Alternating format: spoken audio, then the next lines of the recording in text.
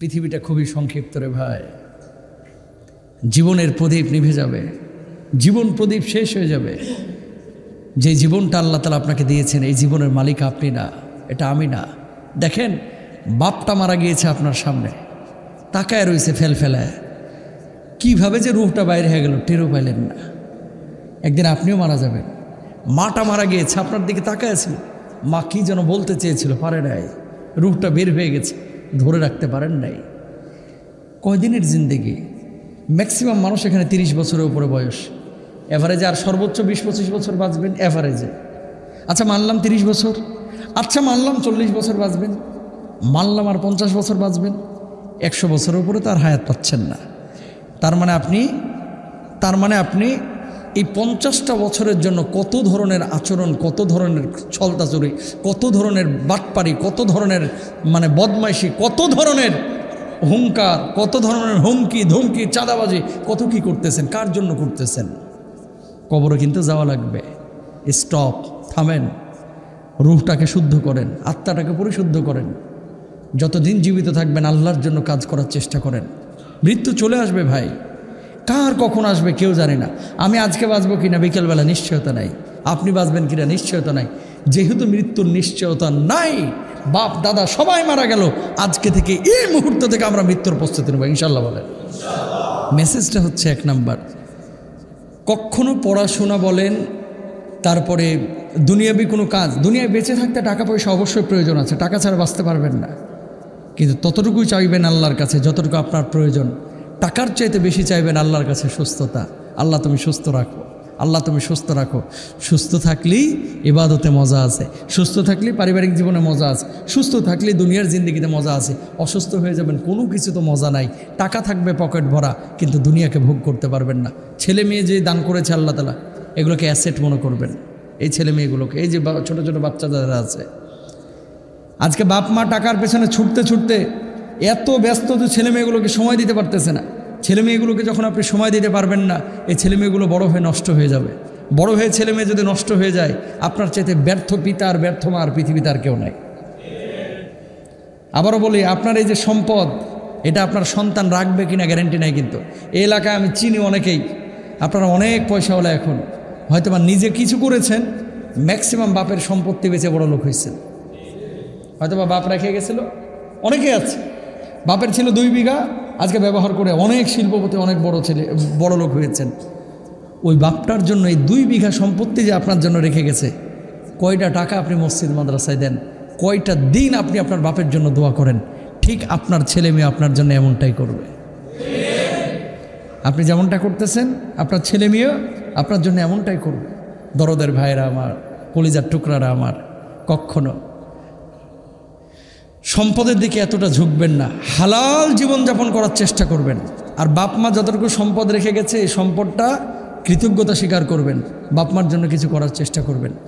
কিন্তু বাপ মার জন্য না করে অনেক সন্তান আছে শুধু বেচে, বউ নিয়ে একবার থাইল্যান্ডে যায়, একবার চীনে যায়, একবার কক্সবাজার যায়, আর খালি সেলফি তুলে ফেসবুকে ছাড়ে, বউ নিয়ে মাঝ মস্তি করতেছে। 5 বছর পরে টাকাও নাই, কিচ্ছু নাই, বাড়ি বেচে এখন নিজে ভিক্ষুকের মতো ঘুরতেছে। এরকম লোক আছে না নাই? আছে। তাহলে সম্পদ এটা আজ আছে কাল নাই, কিন্তু একটা সুসন্তান যদি রাখতে পারেন, এটা ভাই স্থায়ী। কেমন স্থায়ী জানেন? শুনেন, আল্লাহ নবী বলেছেন, ইদা মাতাল ইনসানু ইনকাতা আনহু আমালুহু ইল্লা মিন সালাসাতিন। মানুষ যখন মারা যায়, সব আমলগুলো বন্ধ হয়ে যায়, 3টা আমল তখনও চলমান থাকে। কবরে শুয়ে শুয়ে আপনি সওয়াব পাইতে থাকবেন। 1 নাম্বার, ইল্লা মিন সাদাকাতিন জারিয়াতিন। সদকায়ে জারিয়ার কোনো কাজ যদি করে যান, একটা মসজিদ বানিয়েছেন, একটা মাদ্রাসা বানিয়েছেন, একটা গাছ লাগিয়েছেন মানুষের জন্য, একটা রাস্তা বানিয়েছেন, টিউবওয়েল নির্মাণ করেছেন, পুকুর খনন করেছেন, একটা বাচ্চাকে আপনি পড়াশোনা করিয়ে মানুষ করেছেন। এই বাচ্চাটা, এই ইতিমটা, এই ছেলেটা, এই গাছটা, এই মসজিদটা, এই মাদ্রাসাটা, এই রাস্তাটা যতদিন মানুষ সেটাকে ব্যবহার করবে, কবরে শুয়ে শুয়ে আল্লাহ রাব্বুল আলামিন আপনার আমলনামায় সেই সওয়াবের ব্যবস্থা করে দেবে। আপনি শুয়ে শুয়ে পেতে থাকবেন সওয়াব। আপনি বলবেন যে হুজুর, এমন জায়গায় গাছটা লাগাইছি যে জায়গায় কোনো মানুষ নাই, ফল তো খাইতে পারে না। দেখেন হাদিসের মধ্যে কি আসছে, পশু পাখি কিন্তু অনেক সময় ফল খায়। খায় কি খায় না? এই পশু পাখি যে ফলটা খাচ্ছে, এই পশু পাখির ফল খাওয়ার কারণে আল্লাহ আপনার আমলনামায় সওয়াব লিখে দেবে। একটা থিম শিখিয়ে দিই আপনাদেরকে, সবাই মনে রাখবেন এটা। আপনারা কিন্তু লং ড্রাইভে যান, জার্নিতে যান অনেক সময় গ্রামগঞ্জে বছরে 1-2 বার হলেও তো আপনারা যান ঘুরতে টুরতে।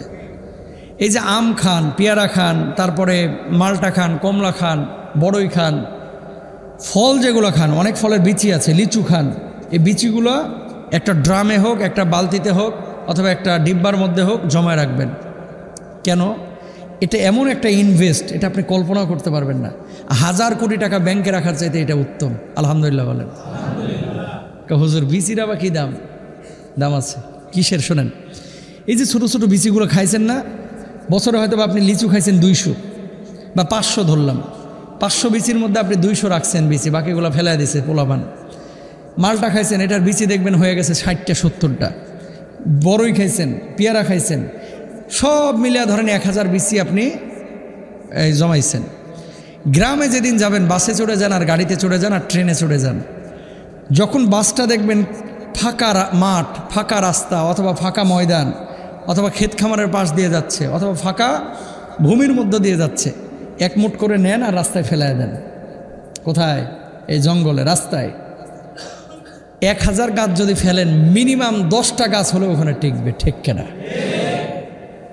রাস্তার ধারে গাছগুলো কিন্তু এইভাবেই হয়। চিটাগংয়ের যে বন জঙ্গল, এগুলোকে আপনি লাগাইছেন?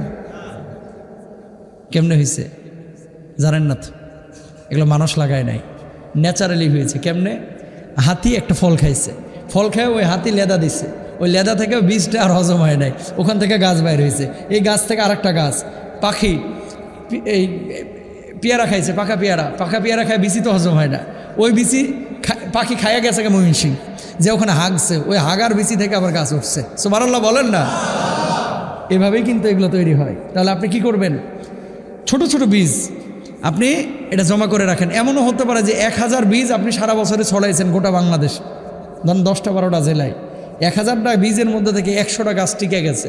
এখন মানুষ ব্যবহার করুক বা পশু পাখি ব্যবহার করুক, অথবা ছায়াও যদি কেউ নেয় এই গাছ থেকে, যতদিন এই গাছটা দুনিয়াতে থাকবে, কবরে শুয়ে শুয়ে ততদিন সব পাবেন। লাভ না ক্ষতি? এগুলো মানুষ বোঝে না। মানুষ আছে গাছ কাটার উস্তাদ, লাগানো নেই, কাটার উস্তাদ। গাছ লাগান। নবীজি বলেছেন এই ধরনের সদকায়ে জারিয়া কেউ যদি করে, কবরে শুয়ে থাকবে, ও যদি 1 কোটি বছরে শুয়ে থাকে, 1 কোটি বছরই সওয়াব পাবে। 2 নম্বর, ও ইলমি ইউনতাফা বিহি, এমন কিছু জ্ঞান আপনি বিতরণ করে গেছেন। এলাকার অনেক মুরব্বী আছে যারা মূর্খ, পড়াশোনা করে নাই, কিন্তু মুখ থেকে এত সুন্দর সুন্দর কথা বাইর হয়, যেই কথাগুলো মানুষ গ্রহণ করে। এই কথার মাধ্যমে এলাকার মধ্যে শান্তি বিরাজমান হয়, এই কথার মাধ্যমে মানুষের উপকার হয়। এই যে উপকারী জ্ঞান পড়াইলেন, লেখলেন, মানুষকে ভালো কথা বলে জ্ঞান দিলেন, এই জ্ঞান অনুযায়ী যতদিন আমল করবে, আপনি কবরে শুয়ে শুয়ে সওয়াব পাইতে থাকবেন। এই যে ইউটিউবাররা ওয়াজ রেকর্ড করতেছে, এদের উদ্দেশ্য যদি ভালো থাকে, এগুলো জান্নাতে যাবে। কিন্তু অনেক ইউটিউবারের উদ্দেশ্য ভালো না, তো খালি উদ্দেশ্য মাল কামানো। আর অনেকের উদ্দেশ্য হচ্ছে দিন প্রচার করা। মাল কামাবি বেটা, মাল কামাবি না কেন? অবশ্যই কামা, কিন্তু উদ্দেশ্যটা হইতে হবে আল্লাহকে খুশি করা। বক্তার উদ্দেশ্য হইতে হবে কারে খুশি করা? আল্লাহর উদ্দেশ্য করা। কমিটির উদ্দেশ্য হইতে হবে কারে খুশি করা? আল্লাহ। মুসল্লির উদ্দেশ্য হবে কারে খুশি করা? আল্লাহকে। যদি উদ্দেশ্য এটা থাকে, তাহলে আল্লাহ রাব্বুল আলামিনের জান্নাতে সে যাবে, এবং এই কাজগুলো সাদাকায়ে জারিয়ার উপলক্ষ হিসেবে কাজ করবে ইনশাআল্লাহ। 2 নম্বর গেল। 3 নম্বর, আল্লাহর নবী বলেছেন, ওয়ালাদিন সালিহিন ইয়াদউলা, এমন সুসন্তান যদি দুনিয়ার জিন্দেগিতে কেউ রেখে যায়, যে সুসন্তান বাপ মার জন্য দোয়া করেছে, বাপ মা মারা গিয়েছে, দোয়া করেছে, রব্বির হামহুমা কামা রব্বায়ানি সগীরা। আল্লাহু আকবার বলেন। যে আল্লাহ, আমার বাপ মা আমার যেভাবে লালন পালন করেছে, তুমি সেইভাবে লালন পালন করো। আপনার ছোট্ট কাল, আপনার যে বাল্যকাল, এই বাল্যকালে আপনার বাপ মা অনেক কষ্ট করেছে ভাই, অনেক কষ্ট, অবর্ণনীয় কষ্ট করেছে আপনার মা আপনার জন্য, আপনার বাপ আপনার জন্য। অধিকাংশ বাপ মা আজকে যারা আপনারা বাবা হয়েছেন, বাপ না হলে বাপের কদর বোঝা যায় না, মা না হলে মায়ের কদর বোঝা যায় না। আজকে বুঝতে পারছেন যে আমার বাপ আমার জন্য কত কষ্ট করেছে, অথচ বাপটা আজকে কবরে শুয়ে আছে। এই বুঝটা আরও 10 বছর আগে হইলে ভালো হতো, ঠিক কিনা? অধিকাংশ মানুষের দুঃখের সময়গুলো বাপ দেখে যায়, মা দেখে যায়, সুখের সময়গুলো বাপ মা দেখতে পায় না। কত রাত মাকে ঘুমাইতে দেন নাই, কত দিন মাকে ঘুমাইতে দেন নাই, কত রাত বাপ মাকে কষ্ট দিয়েছেন, আজকে সেই বাপ মা কবরে। আল্লাহর নবী বলছে কোনো সুসন্তান যদি বাবা মার জন্য আল্লাহর কাছে দোয়া করে, আল্লাহ আমার বাপ মাকে তুমি মাফ করে দাও, আল্লাহ ছোটোবেলায় আমারে যেমন কোলে পিঠে করে মানুষ করেছে, তুমি আমার বাপ মাকে কবরের জিন্দেগিতে এরকম একটা সিচুয়েশন, একটা পরিস্থিতিতে রাখো, জান্নাতি পরিবেশে রাখো। আল্লাহর নবী বলছেন কোনো সুসন্তান সৎ কাজ করে ইবাদত বন্দেগী করে বাপ মার জন্য এভাবে দোয়া করলে আল্লাহ রাব্বুল আলামিন ওই সন্তানের দোয়া কবুল করেন, গ্যারেন্টি আছে। আল্লাহু আকবার বলা। হুজুর দোয়া করলে কবুল আছে কিনা গ্যারেন্টি নাই, পীর সাহেব দোয়া করলে কবুল হবে কিনা গ্যারেন্টি নাই, এই কমিটি, এই সভাপতি, মুয়াজ্জিন, ইমাম দোয়া করলে, খতিব দোয়া করলে কবুল হতেও পারে নাও পারে, গ্যারেন্টি দেওয়া যাবে না। কারণ আল্লাহর ইচ্ছা, কবুল করতেও পারে নাও করতে পারে। গ্যারেন্টি আছে বাপ মা যদি সন্তানের জন্য দোয়া করে, সন্তান যদি বাপ মার জন্য দোয়া করে, যদি সৎ হয়, আল্লাহ রাব্বুল আলামিন ওই দোয়া কবুল করেই করে। আল্লাহু আকবার।